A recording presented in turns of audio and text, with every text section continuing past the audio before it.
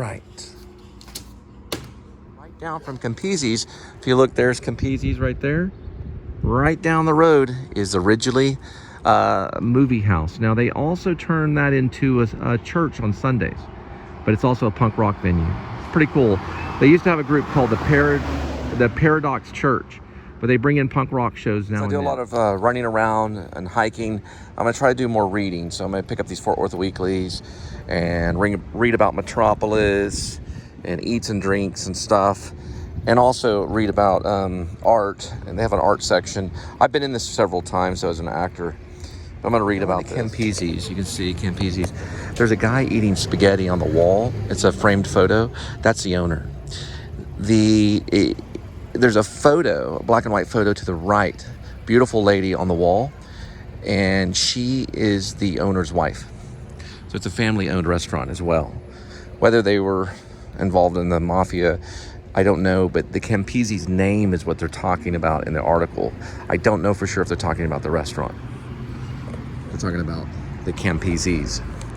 So it's named after them. I don't know if they're really Campese's or not. They might be. You'd have to do a research on it to find out. But that's the name of the restaurant. And yes, there's supposedly mafia ties. That's what I heard. I don't know for sure. It'd have to be researched. Whether JFK was knocked off by the mob, I do not know. Possibly could have been the mob. Some say the mob, some say Cuba, some say lone gunmen. Most feel it's a lone gunman, right? Trunk open, sorry. It's like an homage to Knight Rider. But it could be. No one really knows. You know, they killed Hoffa. Supposedly they killed Hoffa. At least it was the government that killed Hoffa.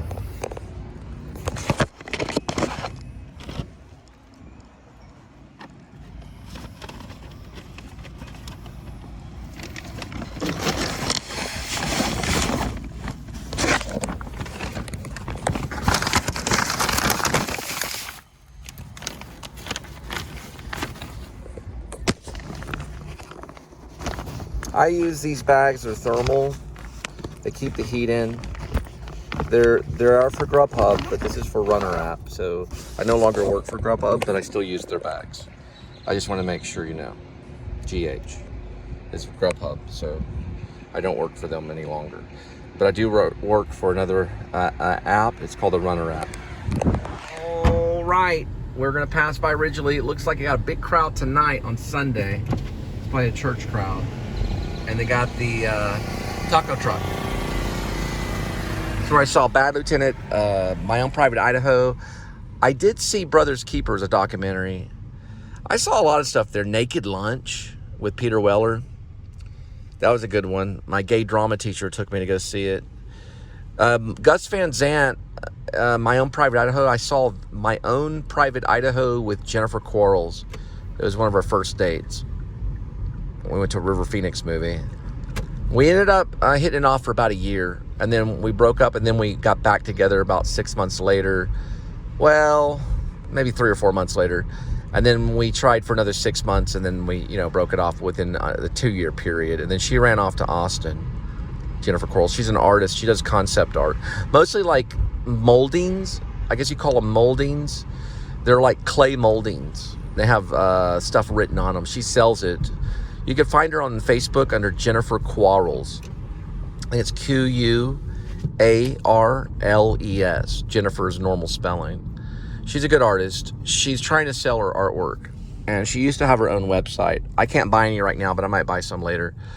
I've been with 22 women. Now, I've been with more than 22 women. Because in Chin, Catch 22 was the 22nd woman. But I've only been very, very intimate, as in intimate, you know what I mean, with 22 of them. I've made out with women. I've done scenes with women in acting classes where we may have gone on a date. I've been on plenty of dates, hundreds of dates, but I've only been with 22 women, and only a few of them have been like brief encounters. maybe one out of the 22, I think, has been, let's see, one, I'm trying to think of one-night stands. Does a two-night stand count as a one-night stand? Okay, only one of them has been a one-night stand. And that, her name was, what was her name? It was a one-night stand. I remember all their names, all 22 of them. The Catch-22 lady is in the book Chin. I wrote about her. And the Woman of Long Beach, I wrote about her in The World of Documents. It's a story I put on Fiction Press under Ash Cole. She was a librarian and a professor. Well, she was a professor, then a librarian. I wrote about her. She was the Woman of Long Beach in the story. The Lady of Long Beach is the title of the story. The Lady of Long Beach. She wasn't a one-night stand. We were together at least a good month.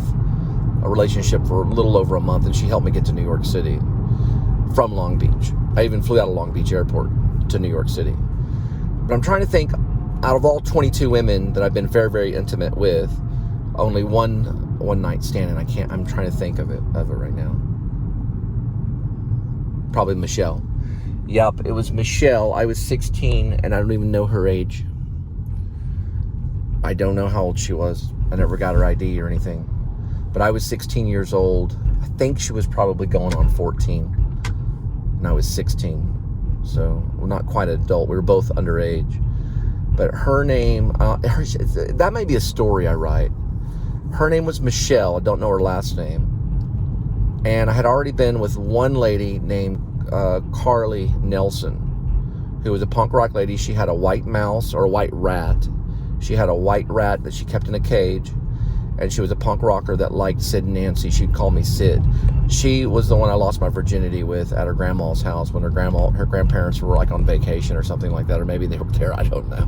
I never met her grandparents. But it was late at night.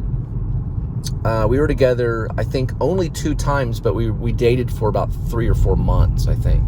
Or at least 3 months or so. I'm pretty sure it was that long. Angela was second, and she was basically like Italian. But I'm not going to go through all 22. I'm just talking about a one-night stand. I had a one-night stand, I believe, with the third one, and I was 16. Her name was Michelle. So my friends, I think they either had my car or I was in their car. I think we had like a rabbit. That's what they were called. They were like almost like a bug, but they were boxier. It was a Volkswagen Rabbit or something similar. Or we had something like that, of that nature, a car of that nature. And they dropped me off, or actually they were at this house. And so a guy named Kurt was with a guy named, what was his name? Jeremy. And they were going to go out and smoke weed and go out throughout the town, probably pick up weed or something. We were all 16, so everyone smoked weed when they were teenagers. Eventually they grew up. And it was the weirdest experience, because I kind of had a dream about it again, and I'll tell you about the dream I had a few days ago, but I'm not going to mention any names. But it was very, very weird. So they were like, well, everybody went to the house, and she was in the back room. Her name was Michelle. That's all I know. She had one tooth that kind of jutted inward. So she had a tooth that lagged back. She was gorgeous. And I think she was probably maybe a C or D. I think she was maybe larger, top heavy. Not real extremely curvy. But she had a pair. Let me just put it that way. So she was developed. Probably 14 or something. Maybe 15. I don't know. I really don't know. I don't even think I asked her age. We were probably already stoned or whatever. And they decided they were going to go out. And they left me in the room. And they actually said, y'all two stay together. And they shut the door. We did not leave that room, or I did not leave that room until the next day. It's a true story. I stayed in the room the whole night with her. And she was so tight that it took until morning before there was any type of entry. We're going to go to Trinity. Well, this is passing Trinity River. So finally, by morning time, I entered into the Trinity. into the Holy of Holies. And I remember there was like this sound afterwards. It was like, and it kind of embarrassed me because I've heard about the old queef kind of thing, you know, when I was younger. I was 16 and I was waiting for the smell, you know, but I didn't really smell anything. I was probably her first, is what I'm assuming. But she didn't say that though. She didn't tell me that I was her first, but I'm assuming I probably was. Carly, I was not her first. Carly was like, I was like her 10th or something. I don't know. She was probably going on 14 and I was going on like barely going on 16. So my first 2 girlfriends were like 14 and I was 16. I think the second girlfriend was Angela. That was the same way. She was 14 and I was 16 too. I think it wasn't until the 4th one, who was probably Mildred, and she was my age. So I was probably about to turn 17, or I was about 17 and she was 17. And we were as busy as rabbits, like 10 times a night, all the time. She was kind of into drugs and I was in, you know, we had already done the LSD and the ecstasy. And I didn't do a lot of ecstasy. I only did like 1 tab my entire life. But I had done 1 line of coke, and I did freebase coke once. And I did 1 line of coke my entire life. But I did do LSD probably more than 20 times, maybe 15 to 20 times or something. But anyway, I was thinking, like, out of all the 22 women, I think I've known all of them. Like, we had some type of relationship for at least a month or 2. And a few of them, like, for example, Sarah. And Sarah was what number was Sarah? Sarah was my first wife. We were together for 6 years. Sarah La Piccolo, also known as La Piccola. We were together for 6 years. We married at the Nazarene church. Her father was there during the marriage, and her mother. And the minister's daughters were there. And that was the only people at the marriage. And I believe we were married for 6 years. And I think she was number, I should have been number 16. Because Angel was number 17. Angel was my second wife. And Angel and I were together for almost 5.5 years. Going on 6 years nearly. And we had 3 children together. Linda, also known as Catch 22 Lady, you'll have to read the book. I'm not going to talk about, but I've only been with 22 women. But you'll have to read the book. The book is called Chin. And there's a second part to it. I'm not really fancy, stylish writers. I write down the facts, but I try to include dialogue when I can. It's a lot of it, I'll admit, a lot of it's fiction. Ooh, boy. That cat just crossed. I am going to turn around. I see him in the bushes right now. Just give me a second. I'm going to turn around right here. I really take that as a sign. Give me a second. Yep, he's right there. He's full black. He's right over, but he's behind the tree right there. You can't see him though. Right behind that tree. So I'm gonna go across this way. Because black cat. He looks like he's full black. I don't know. He may have a white spot.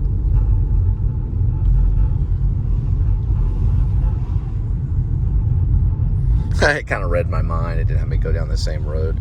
Well, they do have construction sometimes.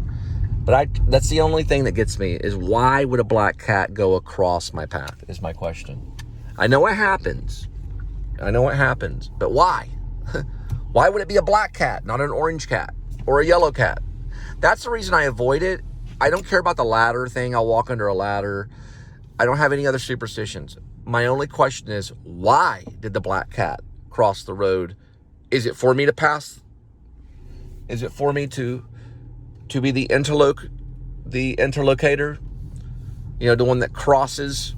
I guess that's not an interlocator, but that's a person with dialogue. But is it for me to intersect the pathway of that cat? I don't know. That's why I go the opposite way. Like, there goes a black cat. Okay, let's stop and turn around, because a black cat doesn't just cross the road. Now, it does happen, but not like out of nowhere, especially if your life isn't going like perfectly, you know? I try to avoid it, because if I pass it and something happens, like my light went out the other day and I had to change my and I was talking about Jacob Dylan too, and my right front low beam went out. That's why I do not listen to the song One Headlight by Jacob Dylan. I don't listen to that song, because every time I think of the song, or every time I see Jacob Dylan, my headlamp, my low beam on my car will go out. And I guess it's just the way life is, you know. I have to get over that and be like, okay, maybe Jacob Dylan was making a point about something. I don't know. But I turn that song off. I'm like, my light will go out, and I have to immediately turn everything off. I'm this way. There's a dog right up this way. If the light goes out, I turn everything off. Like, I turn the apps off. I put my high beams on, and I go get one immediately. I stop everything. I turn everything off. I don't finish it on one beam, because it's not worth the $200 ticket or whatever they charge for one beam. And those guys, all you gotta do is cross their path with one beam, and that's it. You know, that's what I did. That's how I cut this part of my thumb right here. Changing the left. Well, the left beam. Yes, the left beam is the hard one, because it's very compacted. It's very compacted. Meaning there's like, I'd have to show you in the hood of the car. There's not a lot of room to work on your left beam on these type of Kias. On the right one, you have plenty of room. It's easy to change like that. It's very simple. The left one is hard to change, because your hand gets cramped in there and it's hard to turn the cap. Right one's easy though. It could be my imagination. I'm gonna vlog the left one the next time it happens, because these Sylvania or they're Silver Star. They're Silver Star, and I'm gonna vlog it the next time it happens to show you what the left beam, how to change the left low beam as opposed to changing the left right low beam. I'm sorry, why did I say left right? It's different than changing the right low beam. The right low beam is easy. The left low beam is harder, because it's more compacted to work with in your hands. Like, you don't have a lot of room on the left side. I don't know if it's this one or not. It's probably the one beside it.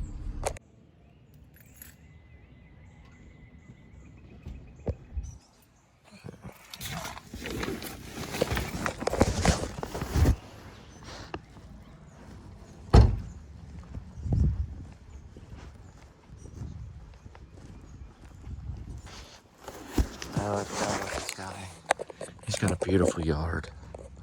I forgot all about this one. You can drive up. It's just easier because you have to pull out backwards. I don't know if there's an easy way to turn around up here, so I'll just go ahead and walk it. There's the rain gutter. Okay.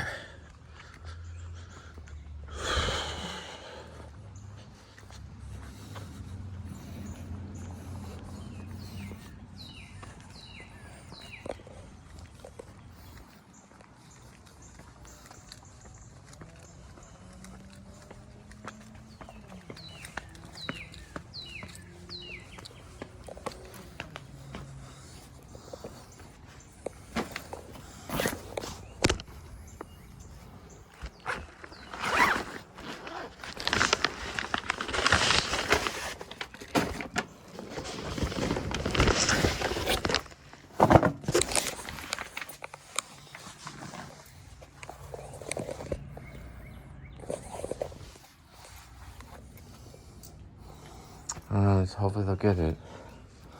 There we go. Look at that yard. It's amazing. Unless the Lord builds the house, the people labor in vain. Psalms 127. That's why that house is there. Oh, yes, sir. I forgot. Yeah, I didn't bring the car up this time. Sorry about that. I just walked it. Oh, that's good. Appreciate you. The mailbox. Yes, sir. What? What are you doing in the mailbox? I was looking at your Psalms 127. Oh, that. I use my phone like a magnifier. Yeah. Because these are not bifocals. Yeah. So if I have to read something, I use the phone. I like the property. Thank you, sir. You're welcome.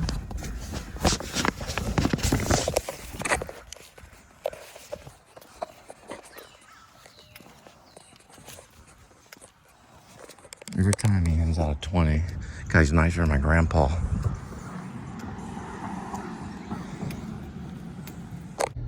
All right, we're going to HG Supply. It is basically a restaurant. It's spelled HG Sply, but oh no, this is not good. We have a dead squirrel here, and we have a dead squirrel here. Only gonna be able to get one of the dead squirrels. Holy snow. Yeah. We're going to make a report right now. Let's go hazard. We'll go on the road, and we'll go with a roadkill. So a guy named Ryan Gosling did a movie called The Notebook. And that guy that wrote it is a great writer. And this neighborhood looks like a neighborhood that would be in one of his books. There's the log cabin village over this way. That's a log cabin village. They do tours, talk about colonial times, log cabin times, the time when the Quakers were around, and all the people that made candles. Sparks, as in Nicholas. Right. There's this log right here. Nicholas Sparks. Yeah, he'd probably set one of his movies in the TCU colonial area. This is the colonial area right by University. I did read Nicholas Sparks when I spent a night in jail over that traffic ticket. I got a traffic ticket for a school zone and thought it was paid for. I thought that it was turned over to the law office. It turned out to be a fake law office, and then I had to serve 17 hours in jail for a traffic ticket. Look at this right here, because I didn't know. I didn't know it was not paid for. This right here is an iguana with a beret, a red beret. That's the Fort Worth Zoo right there. Jennifer Quarles would work for the Fort Worth Zoo. She would work for them, and she was like a teacher. So she would teach these classes on art at the Fort Worth Zoo when we were younger. Pretty impressive. Teachers are impressive. Look at this guy in a motorcycle. It's kind of Nicholas Sparks kind of moment. I don't care anymore. You know, you always talk about your high school sweetheart, the one you went to proms with. But you know, or went to prom. I almost went to 2 proms, but I went to 1. I was faithful even in high school. Or I tried to be. Because it's your high school sweetheart. You know, it says in the Bible, it says in Psalms, I believe, if I'm not mistaken. I think it does say in Psalms, to be with the one of your youth. I think that's in Psalms. I don't know if it's in Song of Solomon's, but I believe it's in Psalms.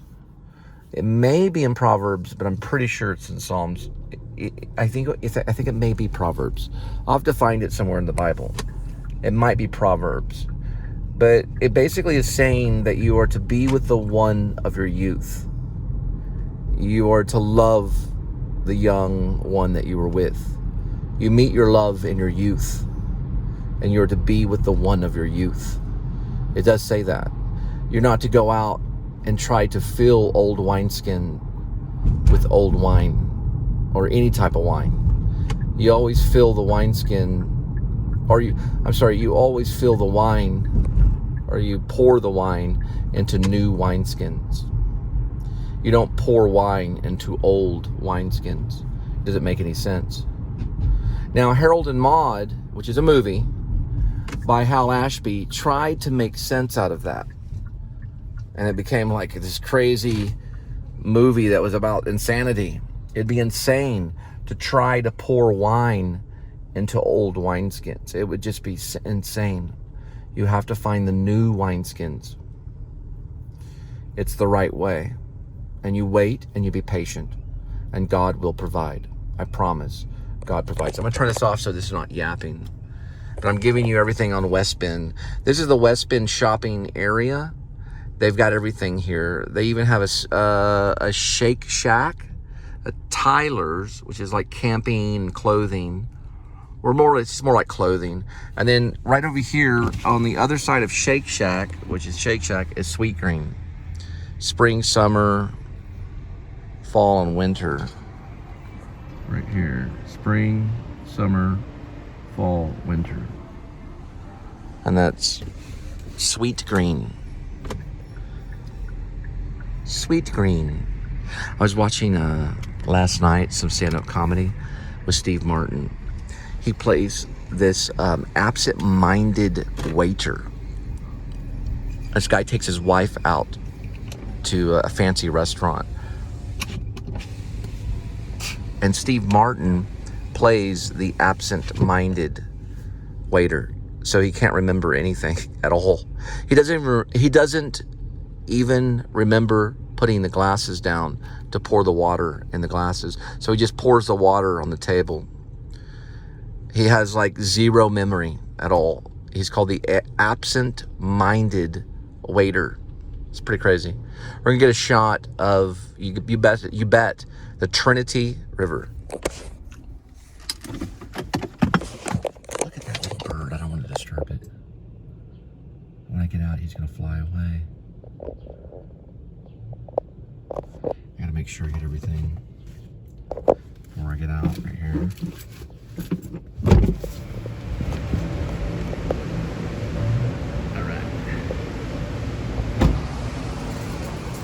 I'm only like a bird, I'll fly away. There in the center is the tower. Artists live there.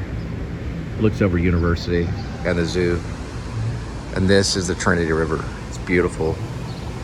It goes on and on and on. It's a great jogging trail. All right, now we're gonna pick up some food. Have this right here.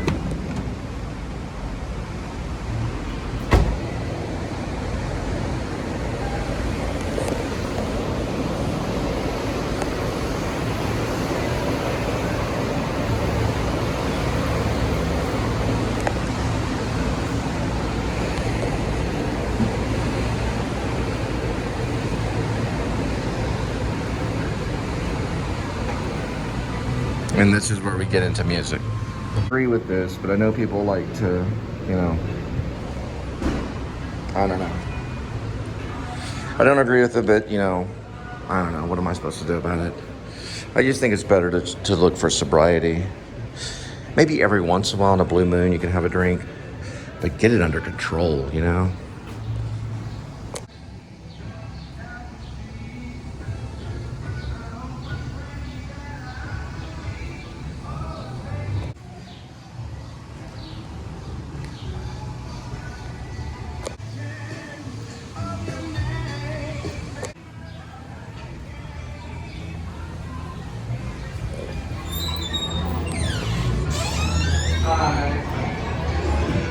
Not too busy.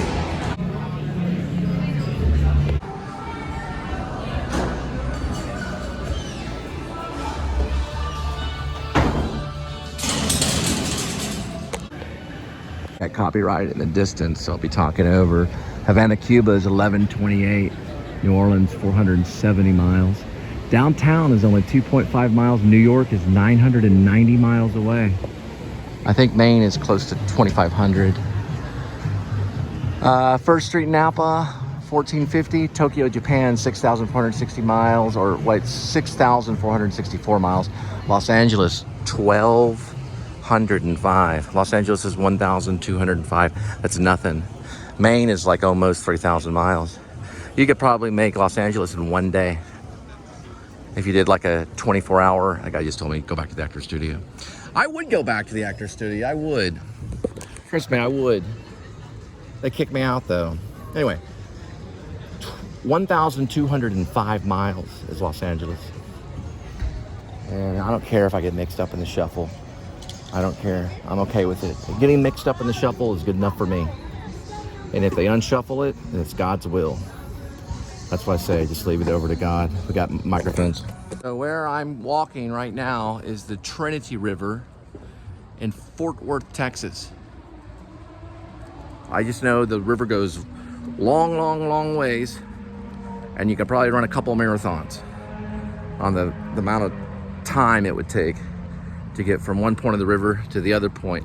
You may have to go in some fields if you're going there and back, but at least a couple of marathons. And plus bikers do it every day.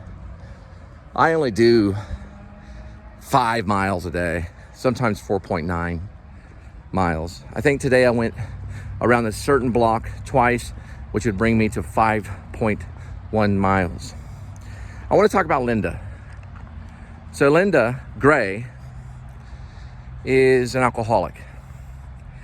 You cannot have alcoholism mix into marriage and expect the marriage to function. So when you're an alcoholic, the marriage will not function. And that even goes for theater arts if you're married to the arts, okay? If you're an actor who's married to performing, or if you're an actor who is very, very fast, or an actor that is very, very slow, you still aren't gonna make it with alcoholism. It'll kill you. It'll kill the marriage.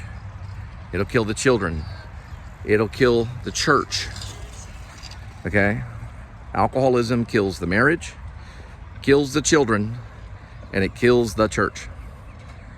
You cannot have alcoholism. Paul talked about it in the New Testament. That's known as the Bible. It is known as the Word of God. He said, do not be a drunkard. Do not be drunk. You can have wine as a blessing, but you cannot be drunk. It's a horrible sin, and it kills you. You're dying because you have chosen alcoholism over Jesus Christ.